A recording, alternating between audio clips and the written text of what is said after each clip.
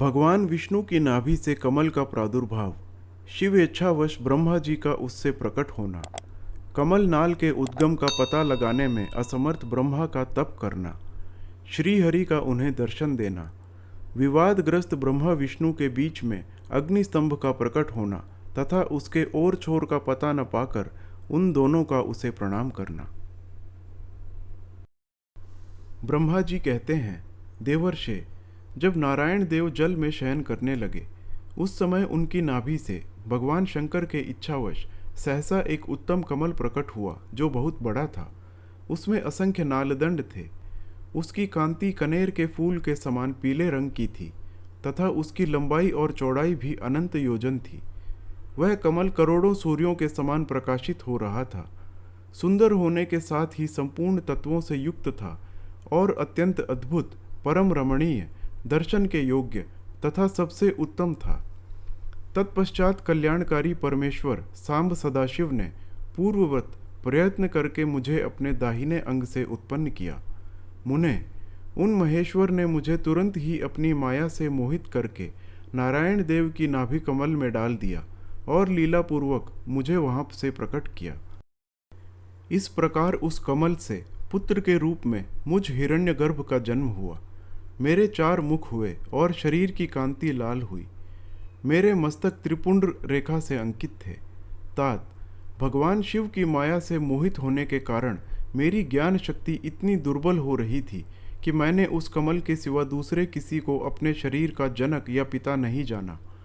मैं कौन हूँ, कहाँ से आया हूँ, मेरा कार्य क्या है, मैं किसका पुत्र होकर उत्पन्न हुआ हूँ और किसने इस समय मेरा निर्माण किया है। इस प्रकार संशय में पड़े हुए मेरे मन में यह विचार उत्पन्न हुआ, मैं किस लिए मोह में पड़ा हुआ हूँ। जिसने मुझे उत्पन्न किया है उसका पता लगाना तो बहुत सरल है। इस कमल पुष्प का जो पत्र युक्त नाल है उसका उद्गम स्थान इस जल के भीतर नीचे की ओर है।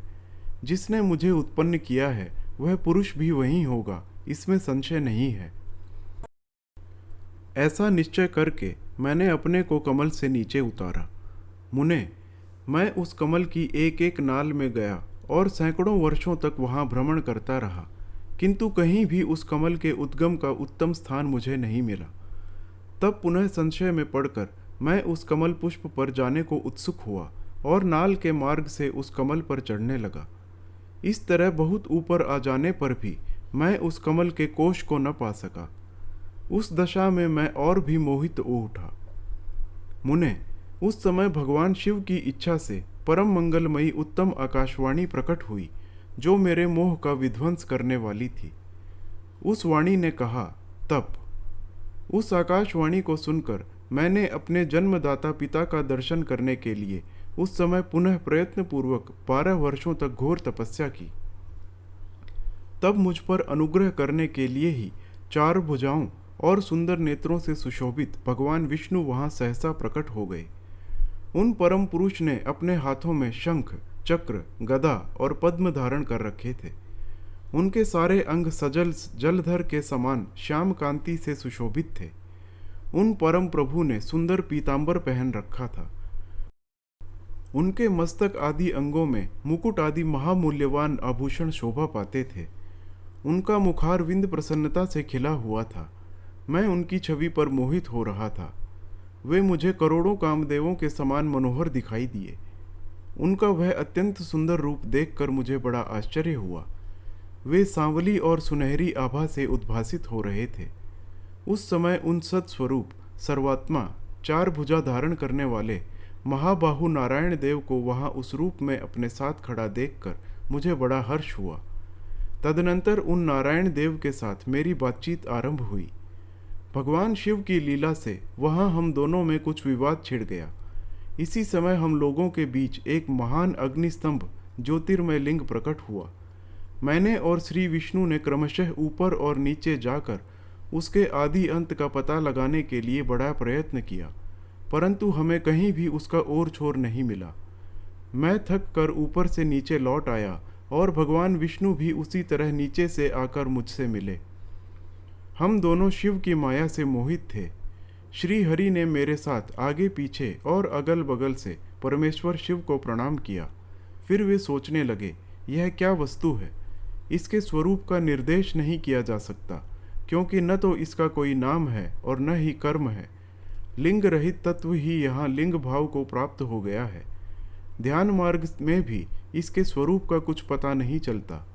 इसके बाद मैं और श्री हरि दोनों ने अपने चित्त को स्वस्थ करके उस अग्निस्तंभ को प्रणाम करना आरंभ किया। हम दोनों बोले, महाप्रभो, हम आपके स्वरूप को नहीं जानते। आप जो कोई भी क्यों न हो, आपको हमारा नमस्कार है। महेशान, आप शीघ्र ही हमें अपने यथार्थ रूप का दर्शन कराइए। मुनिश्रेष्ठ, इस प्रकार अहंकार से आविष्ट हुए हम दोनों ही वहाँ नमस्कार करने लगे। ऐसा कहते हुए हमारे 100 वर्ष बीत गए। ब्रह्मा जी कहते हैं, मुनिश्रेष्ठ नारद, इस प्रकार हम दोनों देवता गर्व रहित हो निरंतर प्रणाम करते रहे। हम दोनों के मन में एक ही अभिलाषा थी कि इस ज्योतिर्लिंग के रूप में प्रकट हुए परमेश्वर प्रत्यक्ष दर्शन दें। भगवान शंकर दीनों के प्रतिपालक, अहंकारियों का गर्व चूर्ण करने वाले तथा सबके अविनाशी प्रभु हैं। वे हम दोनों पर दयालु हो गए। उस समय वहाँ उन सुरश्रेष्ठ से ओम ओम ऐसा शब्द रूप नाद प्रकट हुआ, जो स्पष्ट रूप से सुनाई देता था। वह नाद प्लुत स्वर में अभिव्यक्त हुआ था। जोर से प्रकट होने वाले उस शब्द के विषय में यह क्या है, ऐसा सोचते हुए समस्त देवताओं के आराध्य भगवान विष्णु मेरे साथ संतुष्ट चित्त से खड़े रहे। वे सर्वथा वैर भाव से रहित थे। उन्होंने लिंग के दक्षिण भाग में सनातन आदिवर्ण आकार का दर्शन किया, उत्तर भाग में उकार का, मध्य भाग में मकार का और अंत में ओम इस नाद का साक्षात दर्शन एवं अनुभव किया। दक्षिण भाग में प्रकट हुए आदिवर्ण आकार को सूर्यमंडल के समान तेजों में देखकर जब उन्होंने उत्तर भाग में दृष्टिपात किया, तब वहाँ उकार वर्ण अग्नि के समान दीप्तशाली दिखाई दिया। मुनिश्रेष्ठ, इसी तरह उन्होंने मध्य भाग में मकार को चंद्रमंडल के समान उज्ज्वल कांति से प्रकाशमान देखा। तदनंतर जब उसके ऊपर दृष्टि डाली, तब शुद्ध स्फटिक मणि के समान निर्मल प्रभा से युक्त, तुरायतीत, अमल, निष्कल, निरुपद्रव, निर्द्वंद्व, अद्वितीय, शून्यमय, बाह्य और आभ्यंतर के भेद से रहित, बाह्यांतर के भेद से युक्त, जगत के भीतर और बाहर स्वयं ही स्थित, आदि, मध्य और अंत से रहित, आनंद के आदि कारण तथा सबके परम आश्रय, सत्य, आनंद एवं अमृत स्वरूप परब्रह्म का साक्षात्कार किया। उस समय श्री हरि यह सोचने लगे कि यह अग्निस्तंभ यहाँ कहाँ से प्रकट हुआ है। हम दोनों फिर इसकी परीक्षा करें। मैं इस अनुपम अनल स्तंभ के नीचे जाऊंगा। ऐसा विचार करते हुए श्री हरि ने वेद और शब्द दोनों के आवेश से युक्त विश्वात्मा शिव का चिंतन किया। तब वहाँ एक ऋषि प्रकट हुए, जो ऋषि समूह के परम साररूप माने जाते हैं। उन्हीं ऋषि के द्वारा परमेश्वर श्री विष्णु ने जाना कि इस शब्द ब्रह्ममय शरीर वाले परम लिंग के रूप में साक्षात परब्रह्म स्वरूप महादेव जी ही यहाँ प्रकट हुए हैं। ये चिंता रहित रुद्र हैं। जहाँ जाकर मन सहित वाणी उसे प्राप्त किए बिना ही लौट आती है, उस परब्रह्म परमात्मा शिव का वाचक एकाक्षर प्रणव ही है। वे इसके वाच्यार्थ रूप हैं। वह परम कारण, ऋत, सत्य, आनंद एवं अमृत स्वरूप परात्पर परब्रह्म एकाक्षर का वाच्य है। प्रणव के एक अक्षर आकार से जगत के बीजभूत अंड जन्मा भगवान ब्रह्मा का बोध होता है। उसके दूसरे एक अक्षर उकार से परम कारण रूप श्री हरि का बोध होता है और तीसरे एक अक्षर मकार से भगवान नील लोहित शिव का ज्ञान होता है। अकार सृष्टि करता है, उकार मोह में डालने वाला है और मकार नित्य अनुग्रह करने वाला है। मकार बोध्य सर्वव्यापी शिव बीजी बीज मात्र के स्वामी हैं और अकार संज्ञक मुझ ब्रह्मा को बीज कहते हैं। उकार नामधारी श्री हरि योनि हैं। प्रधान और पुरुष के भी ईश्वर जो महेश्वर हैं, वे बीजी बीज और योनि भी हैं। उन्हीं को नाद कहा गया है। उनके भीतर सबका समावेश है। बीजी अपनी इच्छा से ही अपने बीज को अनेक रूपों में विभक्त करके स्थित हैं। इन बीजी भगवान महेश्वर के लिंग से आकार रूप बीज प्रकट हुआ जो उकार रूप योनि में स्थापित होकर सब ओर बढ़ने लगा। वह सुवर्णमय अंड के रूप में ही बताने योग्य था, उसका और कोई विशेष लक्षण नहीं लक्षित होता था। वह दिव्य अंड अनेक वर्षों तक जल में ही स्थित रहा। तदनंतर 1000 वर्ष के बाद उस अंड के 2 टुकड़े हो गए। जल में स्थित हुआ वह अंड अजन्मा ब्रह्मा जी की उत्पत्ति का स्थान था और साक्षात महेश्वर के आघात से ही फूटकर 2 भागों में बंट गया था। उस अवस्था में उसका ऊपर स्थित हुआ सुवर्णमय कपाल बड़ी शोभा पाने लगा। वही द्युलोक के रूप में प्रकट हुआ तथा जो उसका दूसरा नीचे वाला कपाल था, वही यह 5 लक्षणों से युक्त पृथ्वी है। उस अंड से चतुर्मुख ब्रह्मा उत्पन्न हुए, जिनकी क संज्ञा है। वे समस्त लोकों के सृष्टा हैं। इस प्रकार वे भगवान महेश्वर ही उ, अ, इन त्रिविध रूपों में वर्णित हुए हैं। इसी अभिप्राय से उनका ज्योतिर्लिंग स्वरूप सदाशिव ने ओम ओम ऐसा कहा। यह बात यजुर्वेद के श्रेष्ठ मंत्र कहते हैं। यजुर्वेद के श्रेष्ठ मंत्रों का यह कथन सुनकर ऋचाओं और साम मंत्रों ने भी हमसे आदरपूर्वक कहा, हे हरे, हे ब्रह्मन, यह बात ऐसा ही है। इस तरह देवेश्वर शिव को जानकर श्री हरि ने शक्ति संभूत मंत्रों द्वारा उत्तम एवं महान अभ्युदय से शोभित होने वाले उन महेश्वर देव का स्तवन किया। इसी बीच में मेरे साथ विश्वपालक भगवान विष्णु ने एक और भी अद्भुत एवं सुंदर रूप देखा। मुने, वह रूप 5 मुखों और 10 भुजाओं से अलंकृत था। उसकी कांति कर्पूर के समान गौर थी। वह नाना प्रकार की छटाओं से छविमान और भांति भांति के आभूषणों से विभूषित था।